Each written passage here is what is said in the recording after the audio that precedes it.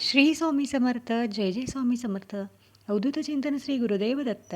श्री स्वामी समर्थ महाराज की जय. नमस्कार मित्रमैत्रिणींनो. माणसाचं आयुष्य नात्यावर उभं असतं ना. आई वडील, जोडीदार, मित्र, नातेवाईक आणि बरेच काही काम. जिथं आपण काम करतो ते सहकारी, अगदी शेजारी पाजारी, जोडलेली नाती, मांडलेली नाती, सगळं काही नात्यात गुंतलेलं असतं आपलं आयुष्य. परंतु या नातेसंबंधात हे नातेसंबंध जोडताना, जपताना कधी-कधी अशा काही आपल्याला परिस्थितीला सामोरे जावं लागतं. त्यातून आपल्याला सावरताना स्वतःला खूप त्रास होतो. का तर याच नातेसंबंधातून आपल्याला एक विश्वासघात मिळालेला असतो. मग अशा विश्वासघात केलेल्या नात्यांमधून बाहेर कसं पडायचं किंवा विश्वासघात झाल्यावर कसं राहायचं, हे स्वामींच्या उपदेशातून आज आपण ऐकणार आहोत. त्यामुळे व्हिडिओ शेवटपर्यंत बघा, सबस्क्राईब करायला विसरू नका आणि कमेंटमध्ये श्री स्वामी समर्थ लिहायला विसरू नका. याच नात्यांमधून जेव्हा विश्वासघात होतो तेव्हा माणूस आतून पूर्णपणे कोसळलेला असतो. मग स्वामी असे म्हणतात की दुःख हे घटनेमुळे नसतं, तर ते नात्यांकडून होणाऱ्या अपेक्षेमुळे असतं. जेव्हा एखाद्या नात्यांकडून आपण अपेक्षा ठेवतो आणि ती अपेक्षा पूर्ण झाली नाही, तर त्याने माझा विश्वासघात केला असं त्याला लेबल लावून टाकतो. आज आपण विश्वासघात म्हणजे नेमकं काय आणि तो का होतो, हे स्वामी काय सांगतायत ते ऐकणार आहोत. तरी विश्वासघात म्हणजे नेमकं काय? तर विश्वासघात म्हणजे आपल्या गुपितांचा गैरवापर, आपल्या पाठीत खंजीर खुपसणं, आपल्याला फसवणं, कठीण वेळेत साथ सोडणं. मग स्वामी म्हणतात की जो माणूस तुझ्या स्वार्थापुरता जवळ आहे, तो तुझ्या संकटात सर्वात आधी दूर जाईल. विश्वासघात हा नेहमी शत्रूकडूनच होत नाही, तर तो बहुतेक वेळा आपल्याच माणसांकडून होतो. मग विश्वासघात झाल्यावर आपल्या मनाची कशी अवस्था असते? तर पटकन राग येतो, त्या व्यक्तीचा सूड घ्यावासा वाटतो आणि देवावरचा विश्वास तो पटकन उडतो. स्वतःला आपण दोष देत बसतो. मग स्वामी म्हणतात, दुःख बाहेरचं नसतं, तर ते दुःख मनात साठवलेलं असतं. या अवस्थेत चुकीचे निर्णय घेतले जातात. म्हणून स्वामी सांगतात, शांत राहा, विचार करा, आपलं नक्की कुठं चुकलं आहे, आपण कुठे थांबलो नाही, हे स्वतःला सांगा, स्वतःला विचारा. आणि स्वामी पहिला उपदेश देतात, रागात घेतलेला निर्णय हा आयुष्यभर पश्चाताप देतो.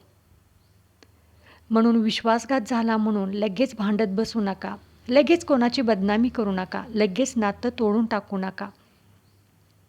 शांत मनाने विचार करा, तर ते सत्य स्पष्ट दिसू लागतं.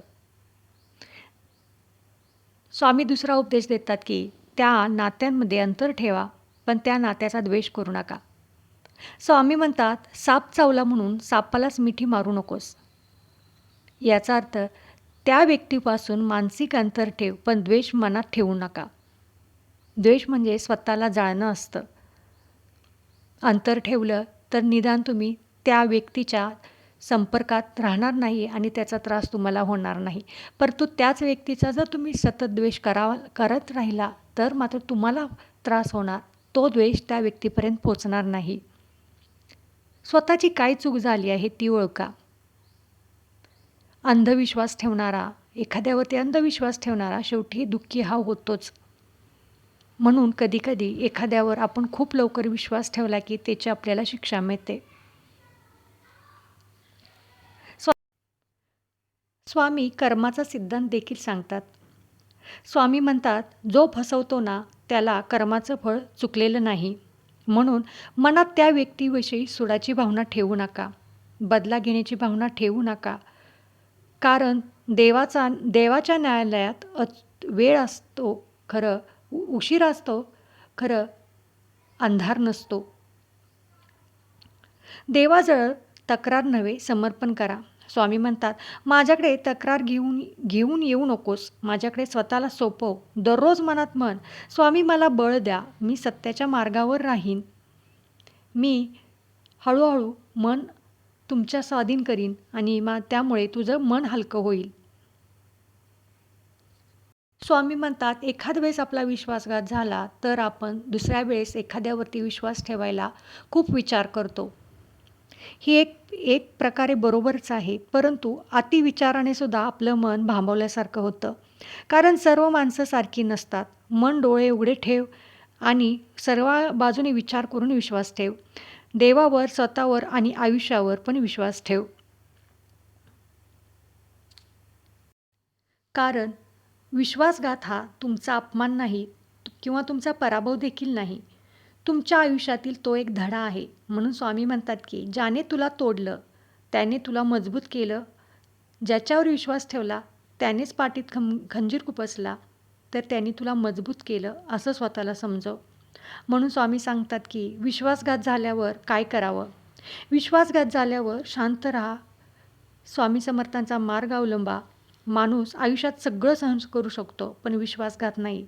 ज्यांच्यावर डोळे बंद करून विश्वास ठेवला, तोच माणूस जेव्हा पाठ फिरवतो, तेव्हा मनात प्रश्न उभा राहतो, देव खरंच आहे? कारण अशावेळी आपल्या अपेक्षा तुटलेल्या असतात. पण अशावेळी स्वामी म्हणतात की त्याने जे तुझ्या विरुद्ध केलं आहे, त्याने जे तुझ्यासोबत केलं आहे, ते त्याच्या कर्माचं फळ तो नक्की भोगेल. ते माझ्यावरती सोपव. तू तुझा मार्ग सोडू नकोस.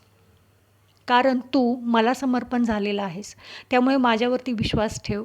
ज्याने तुझा विश्वासघात केला, त्याला कोणती शिक्षा करायची, त्याला कोणतं फळ द्यायचं हे मी बघतो. पण तू तुझा मार्ग सोडू नको आणि भरकटू नको. म्हणून विश्वासघात झाल्यावर हे स्वामींचे वचनं जर तुम्ही पाळली, तर तुम्ही विश्वासघात झालेल्या माणसापासून आणि त्या परिस्थितीतून नक्की बाहेर पडाल. व्हिडिओ आवडला असेल तर कमेंटमध्ये श्री स्वामी समर्थ लिहायला विसरू नका. सबस्क्राईब करायला विसरू नका. श्री स्वामी समर्थ. जय जय स्वामी समर्थ.